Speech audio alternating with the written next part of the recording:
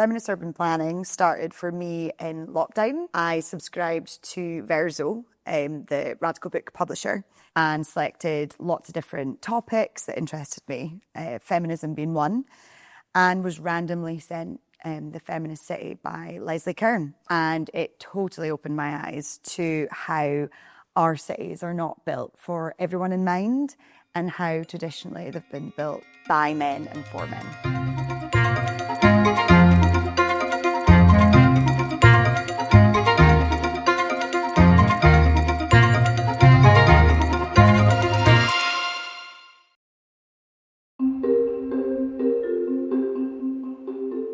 Holly Bruce is a Scottish Green councillor for Langside ward. In 2022, she spearheaded a landmark initiative to implement feminist town planning in Glasgow. Today, she is working alongside the Feminist Urbanism working group to embed a gender strategy within the city development plan. A lot of women in the city feel isolated, feel unsafe, feel that the city is unaffordable or inaccessible to them. What feminist town planning does is it tries to rebalance the landscape. So it touches upon our built infrastructure. So that could be anything from better public toilets, street lighting, wider pavements for prams, for wheelchairs, like public realm space that is adequately lit, more benches, play parks for young girls and teenagers, housing developments that are fit for families with childcare embedded in. It can also look like public transport that is safer and more accessible for all. Essentially, feminist town planning is building a city for absolutely everyone, but does it through the lens of a woman and non-binary people, because those people have been underrepresented and not considered up until now. Dr. May East is an international urbanist, consultant and educator based in Edinburgh. Her book, What If Women Designed the City, explores how cities can become greener, wilder and more inclusive. As part of her research, Dr. East conducted walking tours with 274 women across Scotland, through which she identified 33 leverage points, small interventions that can create ripple effects across entire neighbourhoods. If women design a city, they will be encouraging placemakers to create places like this where children could nurture biophilia. That means connecting all pockets of green, from balconies to parks to public spaces, to create this continuity of feeling that there is nature in my city. Cities will be for proximity rather than motorized mobility. And active travel will be nurtured as a way of life. For instance, this street here, part of the cycle network, has been refurbished. They have changed the hierarchy of the street with more space for pedestrians, for cyclists, with traffic evaporated, and also fresh air routes. Councillor Bruce's research showed many of the same needs emerging in her own community. With the Young Women's Movement in Glasgow, we ran a campaign and research project within the city that really delved into the interactions that young women and non-binary people have with their city. And a lot of patterns were emerging as to the fact that our cities are not built safe enough, they're not accessible enough, they're not convenient, and they're not affordable. After campaigning with the Young Women's Movement, Councillor Bruce proposed a policy to Glasgow City Council to embed a feminist town planning approach in the city development plan. After that, I proposed a motion that was fuller bodied and had more aspects included into how that would look in practice, which would include gender-lens training, data gathering, and it would also include better consultation processes with women in the city. The motion passed unanimously, making Glasgow the first UK city to commit to feminist town planning.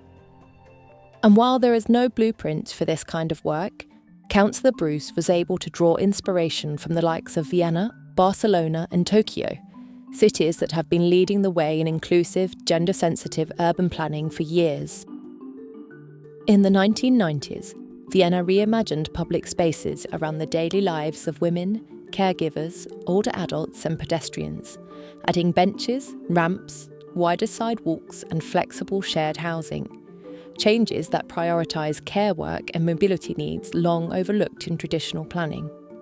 In 2015, Barcelona's first female mayor, Ada Colau, introduced a feminist urban agenda to build a more inclusive, equitable city. This included creating superblocks to reclaim public spaces for pedestrians and cyclists, a grid-style bus network to support everyday care-related travel, and integrating a gender perspective into urban planning policies. And in Tokyo, the Tokyo Toilet Project redesigned public restrooms in 17 locations across Shibuya Ward, making them clean, safe and accessible, with transparent walls, touchless features and inclusive layouts. Each of these cities charted their own course, shaped by local needs, voices and lived experiences. There is no one-size-fits-all model for gender-sensitive design, and that's the point. What matters is designing with intention and making sure no one is left out of the plan. Having a gendered lens is essentially looking at a policy, a proposal, a project, and that could be, say, a new housing development within a city, and looking at it critically through the lens of a woman. A woman is more likely to experience issues of harassment and safety within their communities. So is there adequate lighting in that housing development?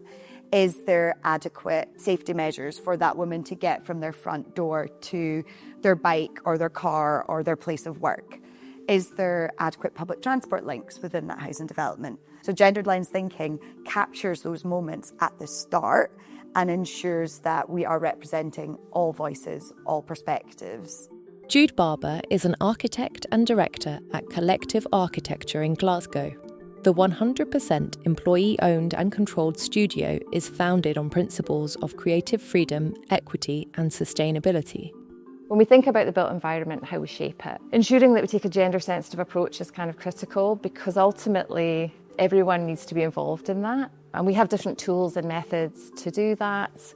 Everything from just deep listening, getting out on the street, talking to people, to understanding how power structures work and decision making, and then really coming up with options and ultimately taking everyone on a journey together to create the most holistic, agile and dynamic places that we can.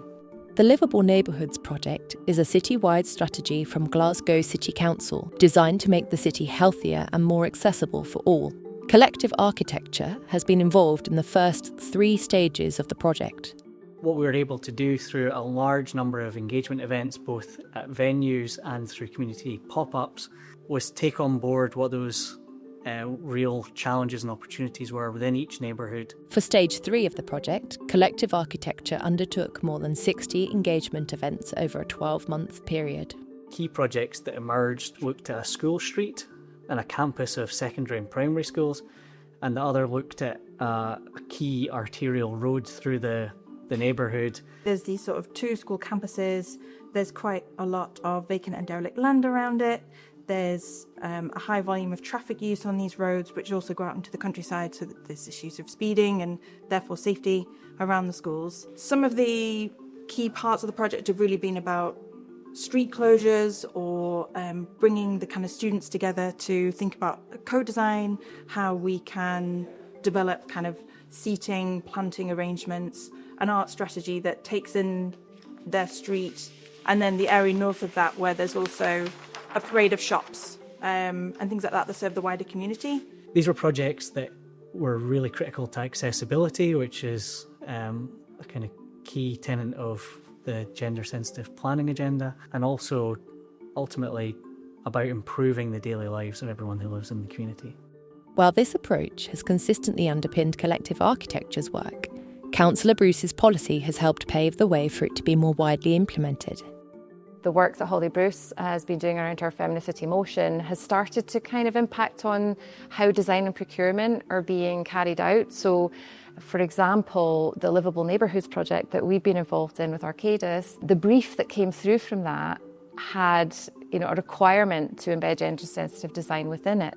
So this was an outcome of policy affecting procurement, affecting how design briefs are written, how then design teams respond, and ultimately how we carry out our work. We now have a feminist urbanism working group, which is looking at the city development plan, along with a gender strategy for the city, as well as funding key infrastructure projects. In the past 2 years, Glasgow has committed £1 million to feminist urbanism infrastructure, enough to fund a handful of tangible projects that show what these principles look like in practice. Some of the commitments have been lighting in Queen's Park. One has been co-design of play equipment for young girls and teenagers, and also for there to be a sculpture in the city of a breastfeeding woman to be showcased in an area within the city centre to showcase that women do represent the city too.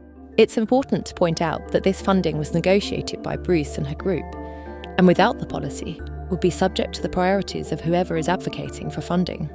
We know politicians come and go all the time. So what I think is the important thing is that embedding this within the city development plan as a policy makes it non-negotiable. That essentially turns it on its head and ensures that planners and architects and the city council are adhering to feminist gendered lens principles from the outset. I think sometimes when we talk about feminist cities or gender sensitive design, sometimes people say, well, what does that look like? A feminist city would look different to everyone that lived in it. There would be no one way to experience the city. It's a process, not an end result. It's not about putting a toilet in a random part of the city that'll solve all problems. We need to bring women and non-binary people along with us. And that truly is the lifeblood of a feminist city.